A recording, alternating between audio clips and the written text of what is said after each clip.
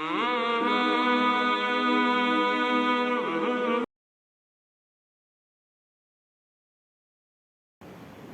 أتاك حديث الغاشية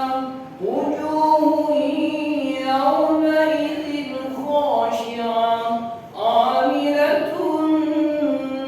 ناصبة تصلى نارا حامية